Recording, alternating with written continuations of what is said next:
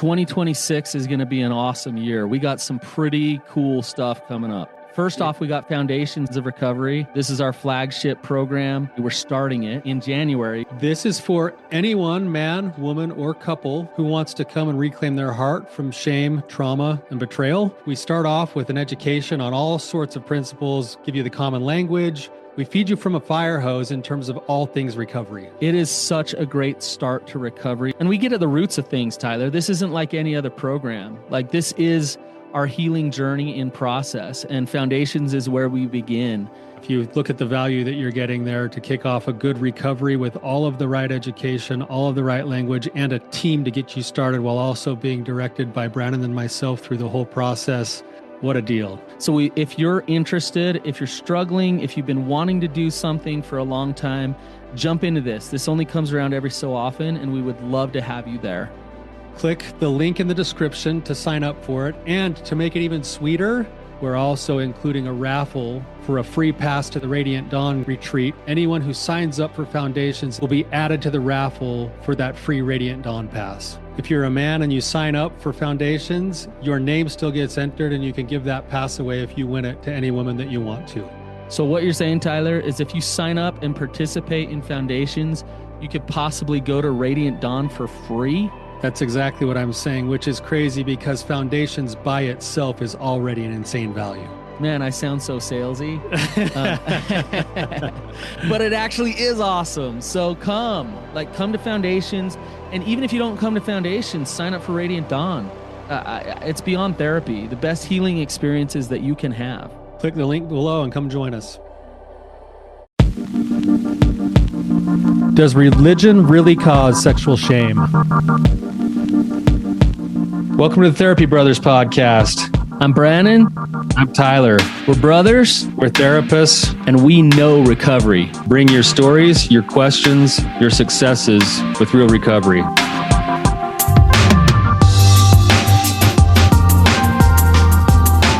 Hey, Tyler, you ready to have some hard conversations? Let's do it. Let the Therapy Brothers podcast begin. What's up? Brannon, what's going on, man? Not much. I got a question for you. Oh, no. I'm always scared of your questions. Oh, this is a good one. This is just a nice one. Okay. What's your favorite Christmas song? Oh, my favorite Christmas song? Yeah.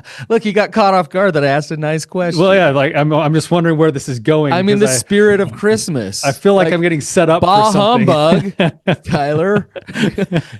you like gearing in to be Scrooge this year or what? No, Like, I just asking what your favorite Christmas song is. I don't know. I always default. It's probably not actually my favorite one, but it's in the favorites. I always kind of default to something like The Little Drummer Boy. I knew you'd say that. Yeah, how did you know that? Because your mom's son. I love that. I love the humility of The Little Drummer Boy. I knew you'd say Little Drummer Boy. Why did you ask, Brannon? What's your favorite? Well, I mean, I asked because it's the Christmas season. I love the first Noel because I love harmonizing with Dad when I sing. Oh, man. Of course, you're going to say that because at every family party, when Dad, he does this thing where he like, hey, let's sing a song together. And then he'll call on somebody else and he'll be like, hey, what song should we sing? And before they can answer, he's like, okay, let's do the first Noel. And then he just starts singing the first Noel. And he loves to sing the harmony part of the first Noel. I love singing it with Dad. And it's just beautiful. When the two of us sing it together, wow. Oh, man. That's like the Mormon Tabernacle Choir. We got to have Dad on the show this holiday season. Before Christmas. And sing the first Noel together. Just the two of you guys. Yeah. Yes. It's the Christmas season. We love it. So Merry Christmas, everybody, as we get into this. But we got a really interesting, I think, discussion on our hands today, and an awesome guest with us. So, Chris, welcome to the show. Thank you. Thank you for having me on. I really appreciate it. You're welcome. Chris, if you could just tell a little bit about, we got an amazing question from you. I think it was spurred from the episode I did a few weeks back. Yeah. If you could just kind of talk about it and tell us your story a little bit, that'd be awesome. Yeah, I've listened to you guys every week. I love it. I love your podcast, and I have a friend who was in your men's group retreat recently and loved it, and convinced me that that's something I should do. Very healing. Um, when I heard that podcast, I had some thoughts that I thought it may be useful to have a discussion regarding, that might provide a different perspective, might add to the perspective you already have, because I have a story that I think includes both. So I could tell a little bit about my story if you feel comfortable. Let's make sure we reference. So the podcast was the one Brannon just did a couple of episodes ago right. about sexual shame. Where does shame come from? Yeah, right. Where does sexual shame come from? That was the title of the podcast. First off, Chris, right? what do you think of the title of my book? Oh, geez. Oh. Well, I was hoping to get into that maybe later.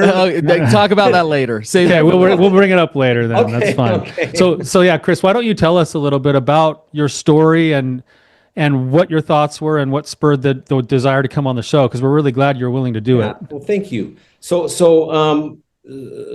I grew up in a home where there was a lot of sexual shame, and I think it came pretty natural to my family. My mother was sexually abused by an uncle who later became an important person in the community, and a church leader. And my father had been sexually abused by a stranger, and Wow. and my father, had repeatedly been unfaithful to my mother, and so there was a great deal of shame around sexuality and the results and outcomes of sexuality. So that was kind of like a foundation that I had growing up, and it was something that carried a lot of I think kind of nuclear energy around it. So but I was also a member of the Church of Jesus Christ of Latter-day Saints. It happens to be my church, although I do feel religion in general is something that's important regardless of the faith.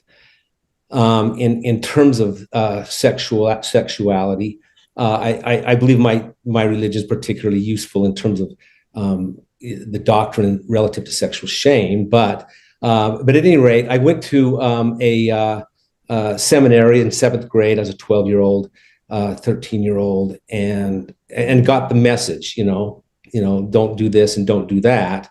And I think that inspired me in a way to be the best I could be. But also I have some scrupulosity, some OCD tendencies, and I think I think given the context that I had, and I think my story is probably similar to a lot of the people that you may end up seeing in your work, relative to shame and sexuality. But it fired me up, this message, but it also gave me some sense of like, that's bad and that's not good to do, and you don't have that part of your life. You kind of like shut it down. And I think I went into these kind of shame kind of control release cycles, and I would go several weeks or months, and then act out and binge, and you're familiar with that, obviously. And that went on, for a great deal of my life. I think, however, for me, there was a saving grace, and I really wasn't that familiar with the doctrine of the church or the teachings, except for peripherally. There were some seeds that were useful, though. At any rate, I went into this control release cycle, but what was useful, I think, for me, until I found the 12 steps, which was particularly helpful to have other brothers that I could just talk to openly about this, because I didn't really feel like I could talk openly in my church setting as much as I think would be optimal. But at any rate, I did have the church leadership that I would confess to occasionally, after I felt like I'd done something that I shouldn't have done. And in the process of doing that, I was staying in the light, and I actually found it useful to me. I didn't have anything better. I didn't have SA. I didn't have, in terms of like just talking to people on a regular basis, having accountability partners, all of that kind of thing that's useful. I just had that as something that I knew about. I'm old, and so there wasn't a lot of it. I think SA was born when I was in my addiction. So I for example, and some of these therapy programs, et cetera. But at any rate, the being able to go to the bishop, talk about what was going on, I found it tremendously helpful to keep me in check. Still, there was the control release, but it didn't get out of control. I went to a therapist around 32 or 33 years old, he was LDS. He said, don't worry about, because I'd done something I didn't feel good about, and I thought, and I was nervous about going to the bishop this time, and he said, don't do that. Don't beat yourself up. Don't worry about going to the bishop. In fact, there's only one great high priest, and that's Christ. Confess to Christ, and that's good, and you'll be fine. And I loved that message because it gave me a good reason to hide. And I kind of went at that point into a real double life. Kind of went into a spiral, and started living in two different worlds, and feeling like I was confessing, but but I don't need to worry about the any kind of authority or ecclesiastical kind of domain. I was okay, but I was actually very, very dark, and so I just found to just start with. That the process of at least having that was useful to me. So I'll stop rambling there for a minute, and then I have a couple other thoughts, that I might want to share. I don't know if that. That's great. Oh yeah, Chris, I just want to say, I'm having this experience inside myself that I haven't quite fully put my finger on here yet, but I feel like you are an actual treasure just by being here and offering your presence today, because you're a thoughtful guy who's done a lot of deep thinking and feeling and can actually hold some nuance, I think, instead of it all being black and white. And I think we're lucky to have you today as a resource, even though we're trying to help too. So yes, thank you. Appreciate it. Yeah. So if I'm gathering the very end part of where you led your story up to, as it relates to why you wanted to come on this show, is you're just here saying, and I'm going to put words in your mouth, so correct me if I'm wrong. You're here saying, hey, I can relate to kind of having maybe some of those messages of that's bad, but I was also inspired by some of those messages, at least in my own church, some of the doctrines I actually appreciate about what's taught about sexuality. And the biggest thing that I got out of my religion was the ability to keep things above board and have some accountability with somebody who is in a position that was willing to hold that space. Yes. Is that close to what you were saying? Yeah, and you know what? I came from, and I think if even 1 out of 10 members of the church came from a similar situation as me, where shame was kind of the family thing. Because I don't think shame is so much of the church thing. In my mind, it hasn't been. And in my experience, it hasn't been. But if only 10% of the people out there have had an experience with shame in their family and growing up, I think that you guys are going to stay really super busy with church members and other people, because there's plenty of that to go around. But to me, it wasn't like a church issue. It was a human issue. And I guess I found that it was yes, useful, and I think that for the most part, for me, I think the majority, because as I've had years and years of sobriety and recovery now, I have found that there is that I've been able to connect with people in my congregation and be vulnerable and learn more about them. And other people that I know who are members of the church. And for the most part, I think the message of the church in their lives was tremendously powerful, because I think they had a basis from which to operate, where they weren't kind of like driven by shame.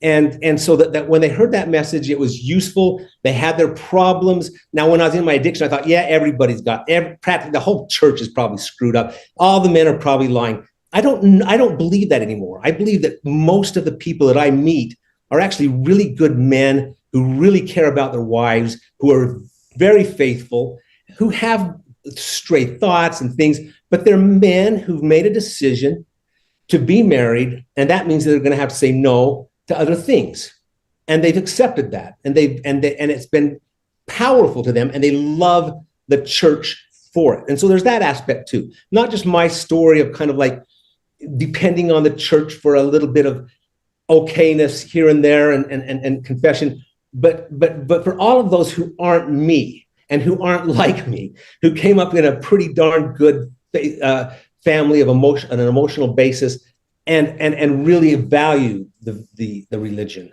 for telling them this is where we draw the line. Is there like, I guess my question, because honestly, Chris, what you're describing is exactly what I was talking about in my podcast, is the church teaching a lot of don'ts, and then being the place to land, to feel like you're okay, to confess, and then, repent and come back to okayness. And to me, that when you talk about that control and release thing, what I hear there is, at a young age, at a young adolescent age, you were taught to become a fighter. You were taught to fight your natural who you are. And I think a lot of people, when they hear that, they think, well, of course, because if I didn't fight it, then I would just go like act out everywhere. I would just go nuts. I think I would have. Right. And so then the church provides me this structure to tell me what I can't do. And I'm grateful for that, because I can hang on to that. But then it sets up the cycle that you were talking about of control and release and control and release. And that, to me, it's the shame machine. It's the constant, like, I'm gonna fight it. I'm gonna fight it. I'm gonna hide what I'm doing. Then I release and I act out and I feel horrible and I feel bad about who I am. And so now I need to confess to feel okay. And I guess my question is there a whole other way that could be better than this? Like, I hear you, Chris, that it was good to go talk to somebody. You had the church, you had someone there that you could talk to. But is there a whole better way than this? It really, truly, yes. I mean, ideally, we would have had a culture that truly surround. This is, where are you going to find something like this? I mean, the first thing that Satan says to Adam and Eve when they gain consciousness is hide, and yes, and so it's a natural human tendency to want to hide. And so I don't think that the church or any other institute, but where do you find something? Well, you find it in places that are special, like the SA groups or your programs, where people can talk vulnerably. Ideally, you would have a kind of I think Boyd K. Packer once went to an SA kind of meeting. Maybe it was ARP, I don't know, but he said, if everybody, he's an apostle of our church. He said, if our priesthood meetings could be like this, how much we could gain from this. That's the ideal, a kind of a supportive culture that's fine. But let me also just talk a little bit about an analogy, just to maybe answer that question better. I think there's an analogy in the Declaration of Independence and in Judeo-Christian scripture that laid seeds to the ending of slavery.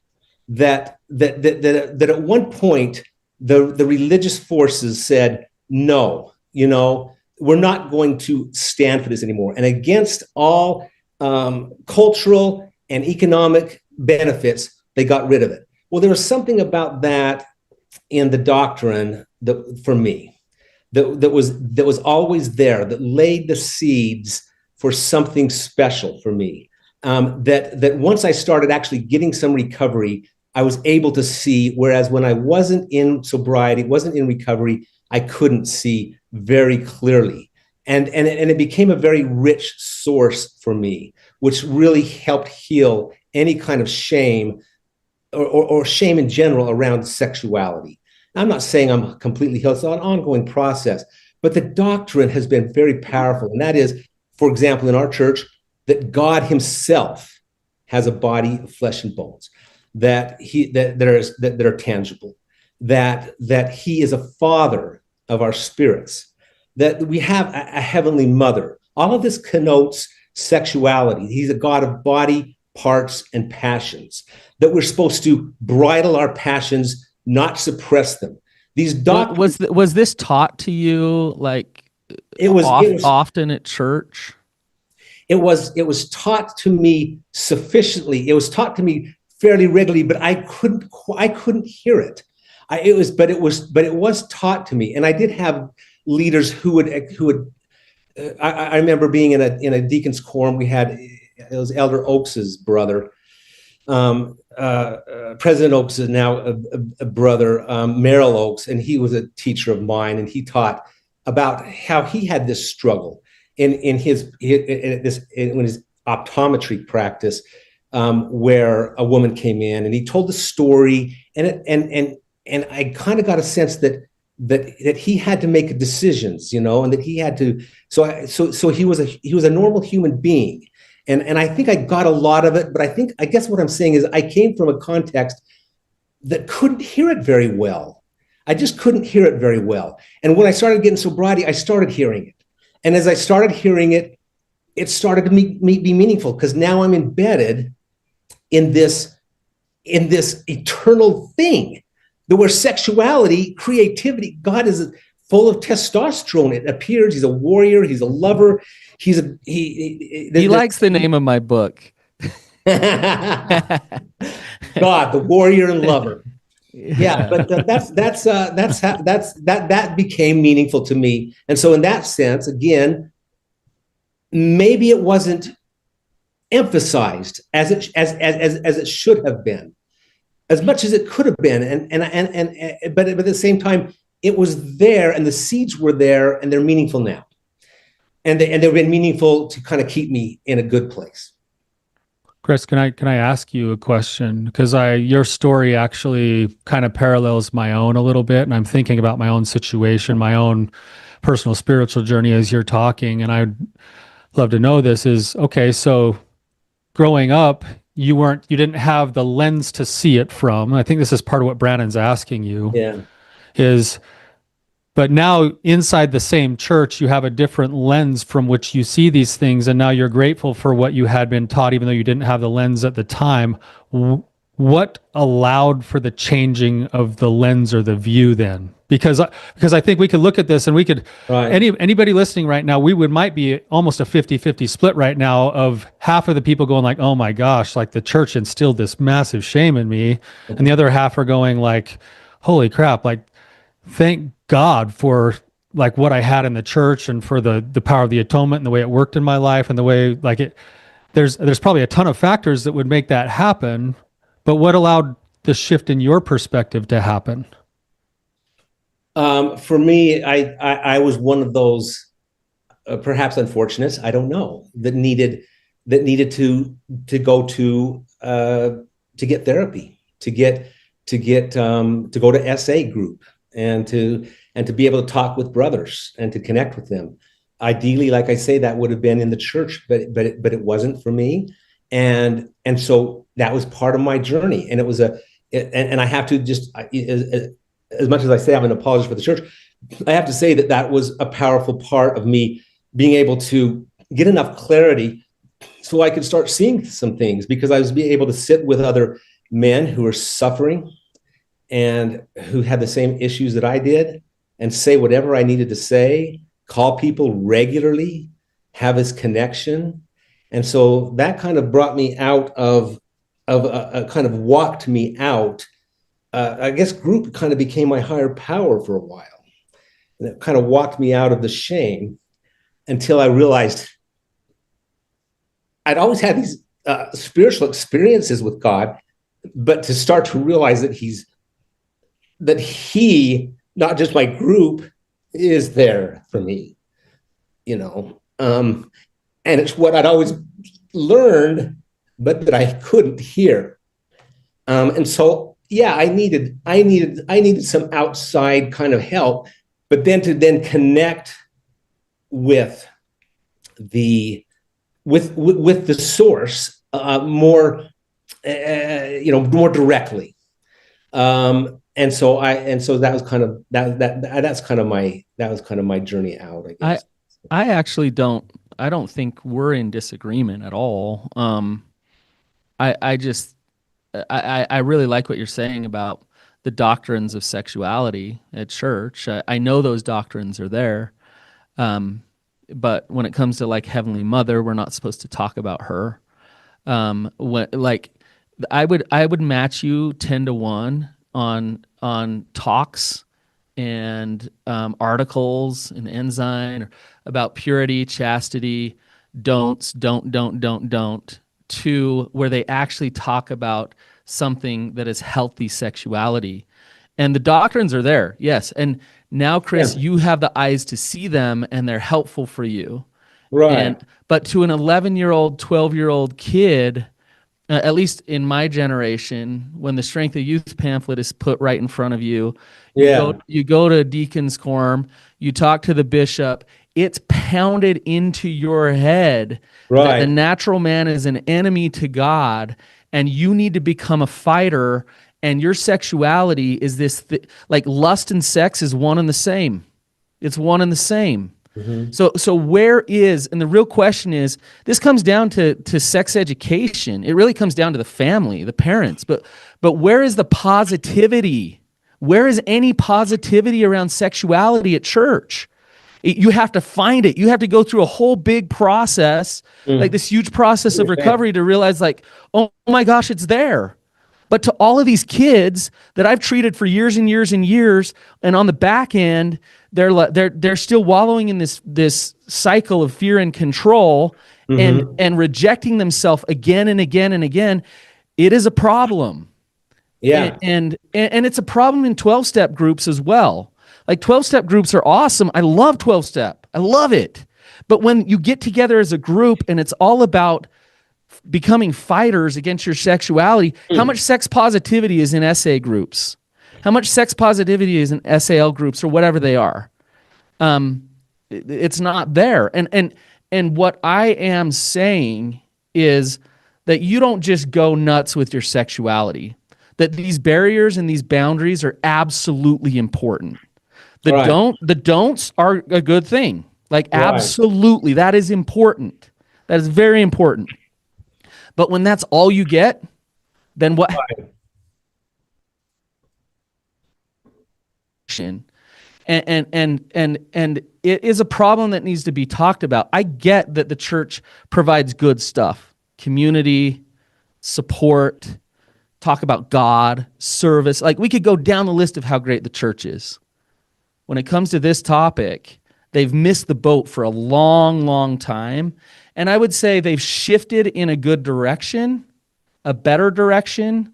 They're not doing as much harm, but now they're just not talking about it as much. It's just kind of gone silent. They changed it for the Strength of the Youth. It's much better now, way better now. But there is still not enough. They're still in the minds of all these kids and in the minds of the guys of our generation. It's still about fight, fight, fight. Don't, or you better not. I agree that there can be better work, and including an essay. I don't go to essay now so much to battle lust. It's kind of more like to talk about, resentments and things that are coming up. But I can see, I totally get what you're saying, and there could be, I think, more.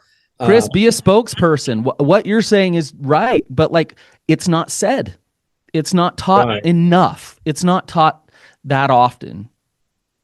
Well, I really appreciate that, Brandon, and I agree with you, and I think we are in complete agreement on that topic.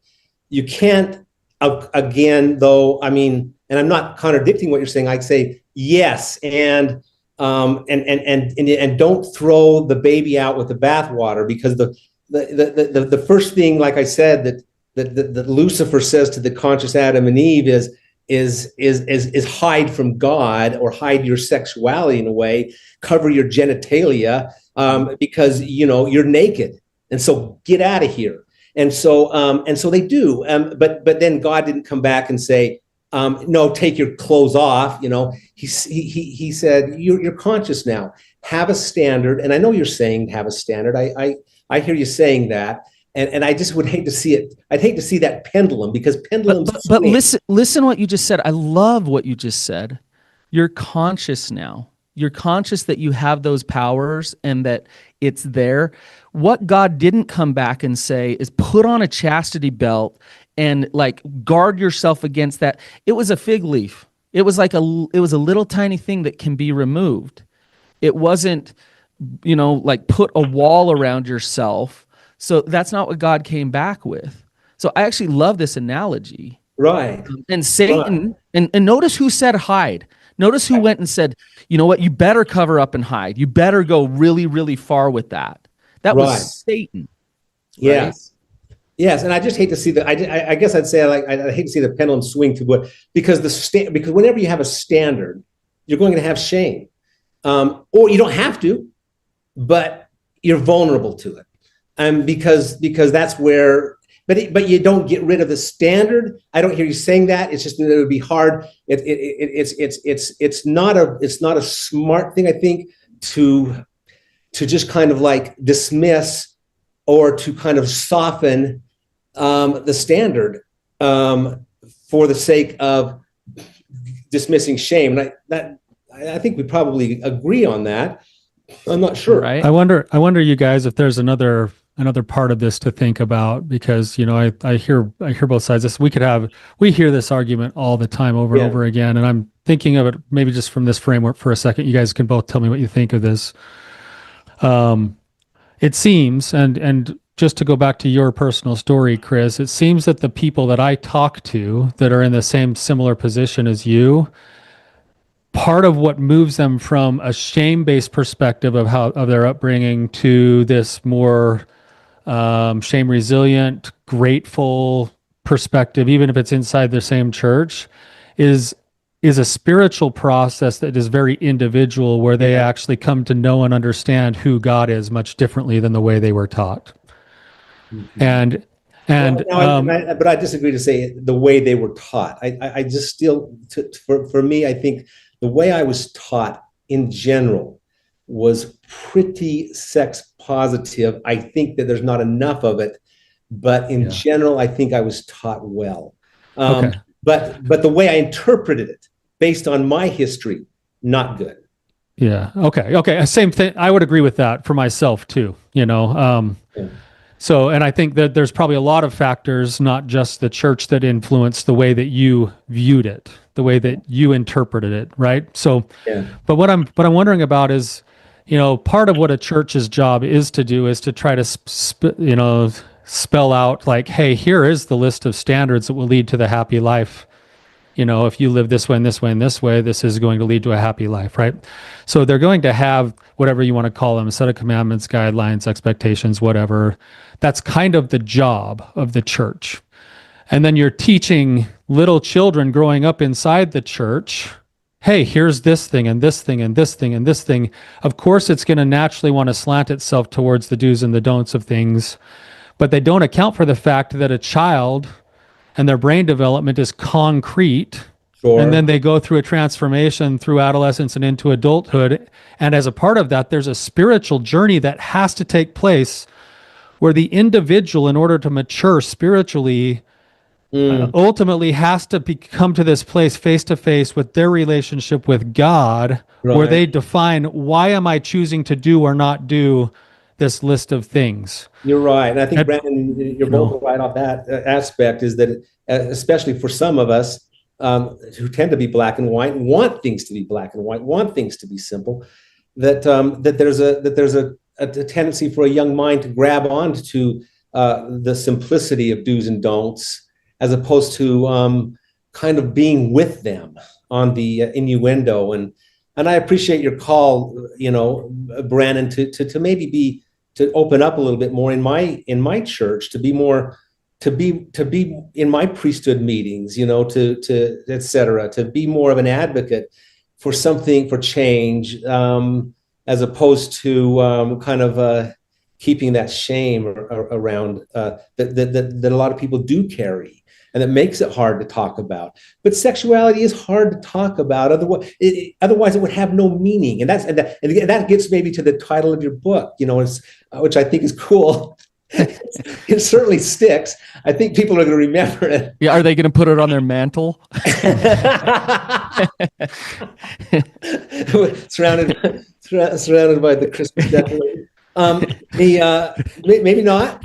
And I think that's because sexual energy is like I said, it's a nuclear power. It's like it's got a lot of energy to it, and I hate to see it become profane and everyday and mundane. And I hate to dumb down the glory and the joy and the power of sexuality. That's the only thing I agree with you, Chris, but at the same time, like that, there's a message there of like, we gotta be really careful and hide from it. So like, let me give you an example. Let's say I'm a 12-year-old who starts having wet dreams. Mm-hmm. So, and even saying wet dreams on the podcast right now, it's like, ooh, we're talking about something sexual, right? Or a 12-year-old who starts getting erections every single morning, Sure. right? Or a girl at certain times of the month starts having certain feelings, and so like, it's like I'm growing up, I'm developing, and when I'm having these wet dreams or I'm getting erections in the morning, and one of the first things I hear is a bishop saying, hey, watch out for your sexuality, be careful. The big missing piece is healthy sex education, right? And I think that comes from the home. I think that comes from the parents first and foremost. It'd be really nice if that was paired with, you go to church and the do's and the don'ts are fine, as long as there's also a steady dose of what you were talking about. Of your body is beautiful, your body is amazing. When you get erections in the morning, or your body is preparing itself to become a father, to enjoy pleasure, to like all of these beautiful, wonderful things. So let's start with that. Start with the amazing power and the beauty and all of that is before we immediately, the first perspective that we have is the watch out, be careful, here it comes. And so we have to be able to talk, and I'm not suggesting at church we sit down and talk about wet dreams, but what I'm saying is, well, it wouldn't be a bad idea to talk to the deacons about this happens, and maybe it would be awesome if the parents were doing that. Parents would fire me. That'd be fine, but I think it's something that could be done. But what I'm saying is that leader who's already sex positive with his own kids and teaching his kids about that, teaching about Jesus or good principles or whatever, doesn't have the energy of, we better be careful of you and your body. First and foremost, it's, let's just like really validate that your body's changing, that it's beautiful, it's amazing, and it's powerful stuff.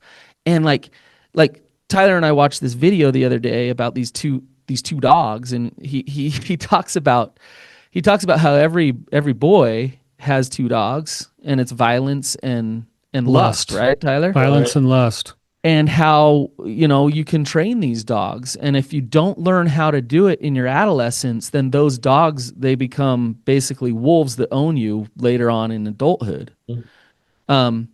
And so instead of starting with lust is bad and this is exactly how you train it, we start with, this is in you. This is part of you. And this is normal. This is normal. I think it does have to come from the family. As I was thinking about that, like, for example, the deacon's quote, what do you say, what do you don't say is, I think I like what Tyler and you have been saying about this. Really kind of has to start. I mean, of course, with a nurturing family and a capable parenting, because these are sensitive issues, and these are sacred issues. And I think it's important to keep them sacred. Chris, coming back to you, like personally, I can totally see why the church was really important, because what I'm hearing is your family has a lot of sexual trauma, and there was a lot going on there, especially with your dad acting out in his own addiction, and so the church became this safer space for you to help you navigate things, because it wasn't very healthy between your parents, Sure. right? Yeah. So good for the church for that. That's wonderful, right? But Right. I also hear that the church also contributed some to the scrupulosity and the shame cycles that you went through. Yeah. And as you've sorted out through the years, you look back and you're actually grateful for the church because that was something steady for you, Right. And I right? don't know what I would have done without it. I don't know. I don't know if I wouldn't have had the standard and maybe the too much don'ts. Um, given my dad and who he was relative to he had kind of was a good man with a big hole in his super ego, I guess you could say, in his Mm-hmm. conscience around sexuality. I just don't know that I could have. I think I might have really been a much more dysfunctional, much more kind of sociopathic than I would have otherwise been without the check. And the check, created, some angst. But like I say, I think I'm still the minority. I think for most people it didn't, but for me and a lot of men and young men, it did. And for me, it did, and yet I'm happy that I had that at least. Right. Yeah. I'm having, this is another kind of way out there thought, but I'm wondering, the discussion we've had, I think is an interesting one. Um, Two thoughts, if I could share them. The first one is, I remember this, and I think this is kind of to your point, Brannon. Remember going to a priesthood meeting. I was probably just freshly graduated from high school, or right about that point. You were probably a junior or a senior, and then Rex was probably a sophomore or something like that. And we went to a priesthood meeting, and there was a talk about gambling, pornography, and drugs and alcohol. And I was sitting, Dad was here, I was next to Dad, you were next to me, and Rex was next to you in a line. And I watched this unfold where the talk is talking about like gambling, and all of a sudden I see like Rex like shrink in his chair, and then it goes down and you shrink in your chair, then I shrink in my chair, and all three of us are like almost like laying on those like hard, uncomfortable chairs. And I remember walking out of that meeting not going like, man, I was totally uplifted by that talk. Ended up walking out of that meeting going like, dude, I am the scum of the earth. Like, I am such a sinner because I probably just looked at porn like the day before this, like whatever. And I remember feeling a lot of those feelings that you're talking about, Brannon. I went back several times and listened to that talk. I listened to it just a couple of months ago, and I did not hear it. To your point, Chris, I did not hear it the same way I heard it as an 18-year-old. I heard that talk and I was like, spot on, spot on, spot on. I agree with most of that. And I think the difference is that my relationship with God has changed to a point where I start to see these things from a different angle, like you're talking about, Chris. And I'm like, yeah, I want to teach my kids most of those principles. The way I want to teach them is probably a little bit different than the way that I got it when I was 18. And I think that's a discussion we're having right now. And I'm thinking of parenting styles, right? You got a permissive parent that's like, do whatever you want. Like, Veruca, you want an Oompa Loompa? I'll get you one, or there's like the rigid parent that's like, here's the rules. You keep the rules no matter what. Both of those parenting styles screw kids up the most. I don't know why I just got balloons. I just got balloons. Okay, That point that you made did not warrant balloons. let me let me get some more like hand motions to get myself some like props. But the middle ground is a parent who shows up according to the parenting styles. You've got the authoritarian, which is the controlling one. You've got the permissive one, which is the, hey, whatever goes, goes. And the one in the middle is basically called the authoritative parent, and they offer high levels of love with an intention to teach, with high levels of expectation and boundaries. And both of those merged together is what produces the best outcomes for a child. The nurture and admonition at the same time. Both. They're both necessary. And I think I hear you, Chris, saying like, let's not throw out the need for admonition. Let's just make sure that the nurture's there. And that's Brannon saying, dude, we need more nurture. We do. I agree. Well, I think that, and the one thing that drives me nuts is this. It always comes back to like, well, if you don't, like, you're going to throw out the need for admonition. Well, here's the thing that I think a lot of people don't understand is when you empower sexuality and just to your point earlier, Chris, when you make it conscious, you then have power to choose. You are a powerful human because you're conscious. So when we go in the front door with rejection, what we're doing is killing that. We're going underground with shame. We're killing that consciousness. You what I'm saying is you will have more self-control and you will be able to be a healthier human being with your sexuality when you're honest with yourself about what that sexuality is. Yeah. And when you're just trying to fit it in a box, one box that's given to you, Yeah. well, all of the three of us, we each have three different sexualities. We're all different. So it's healthy for each of us to be like, okay, let me understand. Maybe I have this attraction to this thing that's a little bit deviant. I need to understand like there would be consequences if I went and acted out on that. I don't want to do that, but I'm going to own that I have it. I'm going Mhm. to act. It's just like parts work. Like there's no bad sexuality, just like no bad parts. There's no bad thing here.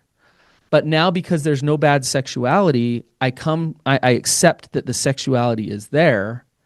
Now I get to choose what I want to do. And that's the admonition needs to be Mhm. more under that vein than it Mhm. needs to be under here's the box, fit in the box. So you're saying create a context of complete self-acceptance for the thought, feelings, and emotions that naturally come to us as part of being human.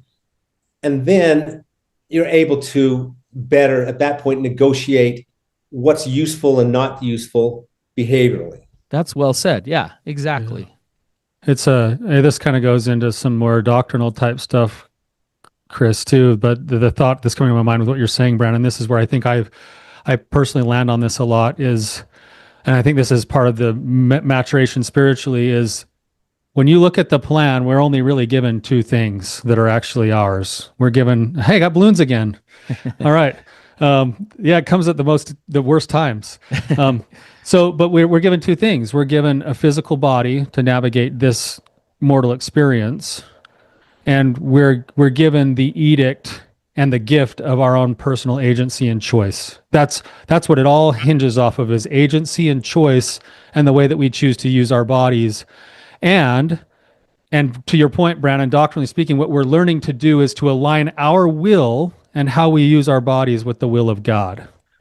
That sounds like Christ's plan, not Satan's plan.